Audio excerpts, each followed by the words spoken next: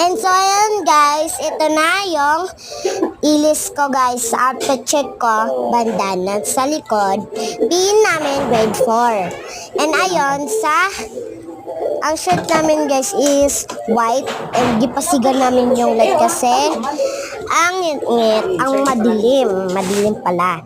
And ayun guys, ito yung outfit ko guys kasi tapos na ako kang makeup. Shout out pala kang Ate Nicole, nagme-makeup sa akin. Smile! Taran! Ang ganda ko guys. Click nga kayo guys, yung maganda. Kiyay ka. Aw, masarap pala. Duh.